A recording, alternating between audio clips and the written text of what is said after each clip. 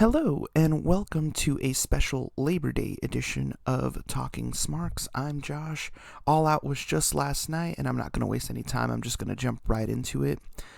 All Out was an incredible show. That crowd in Chicago was absolutely hot at the Now Arena. But if I'm being honest, some of the results were a little bit surprising. And with the crowd reactions, even more surprising.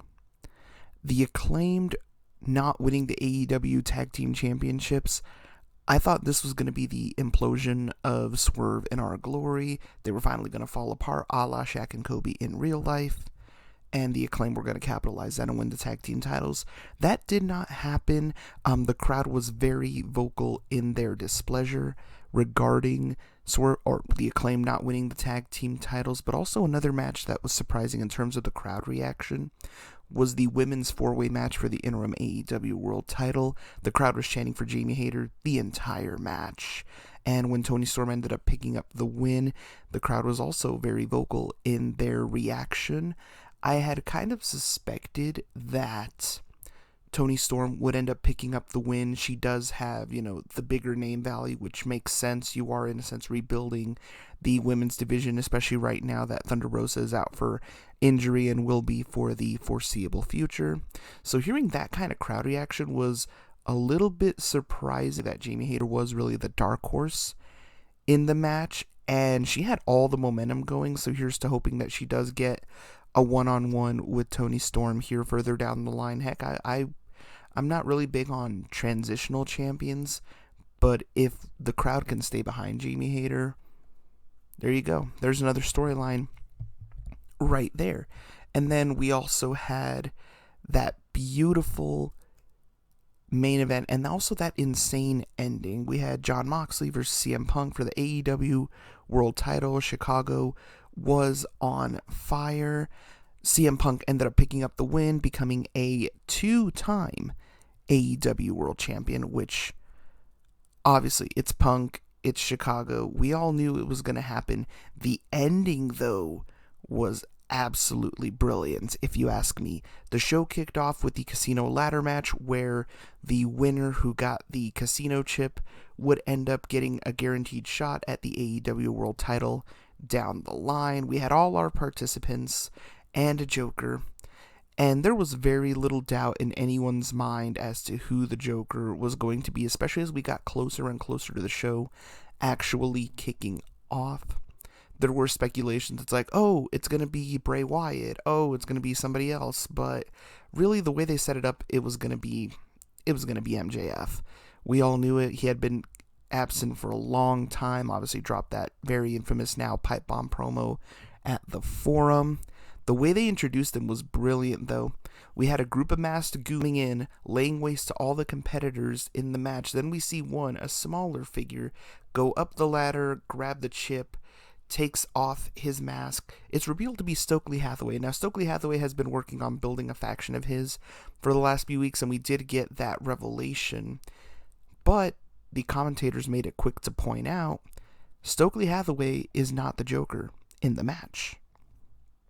A few moments later, music starts playing, and not just any music. It's Sympathy for the Devil by the Rolling Stones. First of all, I don't even want to know how much AEW and Tony Khan had to pay for the rights to use that song in any capacity. And then the Joker comes out wearing a devil mask and also a black mesh, basically headgear, so no one can see what he is, what his hair looks like. The mannerisms, however, look very familiar to a certain strut somebody does walking to the ring. He takes the poker chip, and it looks like he's going to reveal his face. The crowd going, oh, everybody getting ready. He stops, waves his finger no, and at that point we're like, okay, we're all just going to have to tune in and see who this individual is.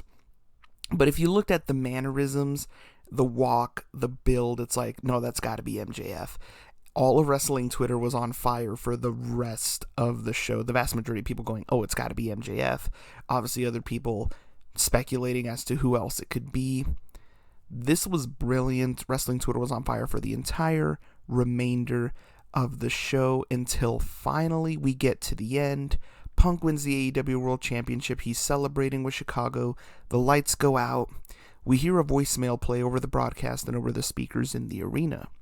That voicemail happens to be from none other than Tony Khan himself, basically chastising somebody, we don't know who yet, telling them that they are willing to pay them X amount of dollars to show up at All Out and be the Joker in the Casino Battle Royale. And for him, it would be a very bitter pill to swallow, but he is willing to do it, but he has to show up at All Out.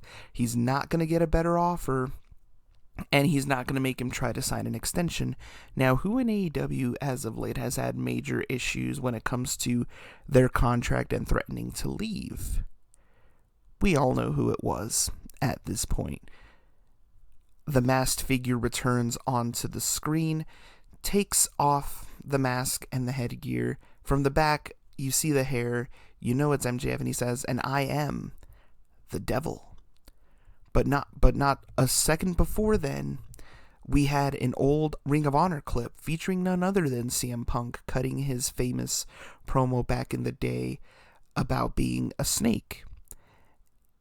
And that the greatest trick that the devil ever pulled was convincing people that he did not exist. The lights go out again. The MJF music hits. Chicago erupts. Now, keep in mind, this is interesting. This is Chicago. This is CM Punk's hometown. This is his territory. This crowd was cheering MJF like it was a home game. Like if they were in Long Island. This was insane to see. MJF comes out, the trademark smirk, the trademark walk down to the ring, and in true heel fashion, MJF is a heel to the end. He does the belt around the waist motion and proceeds to flip off the entire crowd who was cheering him not 10 seconds before. And he looks at CM Punk and says, "That belt is coming home to me." This is going to be brilliant. As to when they'll actually do the match, it is hard to tell. Full Gear is going to be in New Jersey, so at least slightly close to CM Punk's hometown of Long Island. We're going to see just where they go from here. But even more interesting than the ending of All Out was that media scrum at the end. I tuned in a couple of minutes late. I was making my way back up. It would have been a long night already. But I did manage to watch at least the bit where CM Punk was absolutely tearing into Scott Colton, who we all know as Colton, to the EVPs. We don't know specifically who, as well as his thoughts on the Adam Page situation and him allegedly going into the business for himself prior to their match at Double or Nothing. Punk alleging that information was leaked to the media by the EVPs. It is a very tricky situation, which is why I'm not going to comment too much on it. This just happened, less than 12 hours ago. There's still going to be a lot that's going to be found out.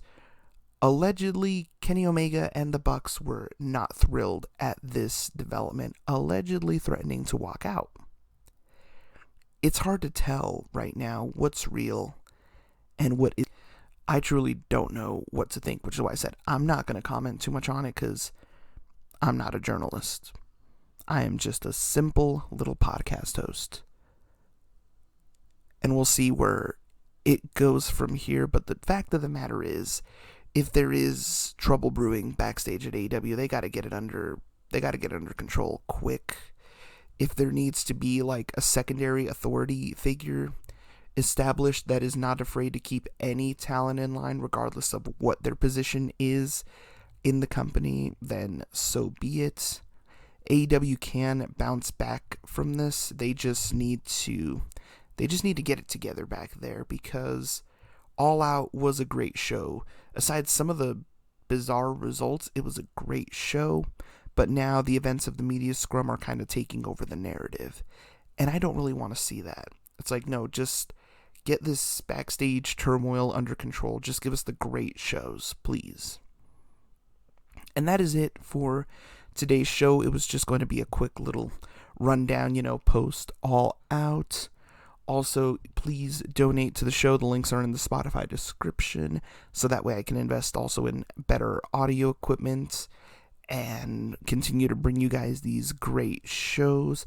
My music all also on Spotify under the name Wolfie Mo. And I do really thank you all for listening. You guys have a great rest of your Labor Day, and I'll see you again next week.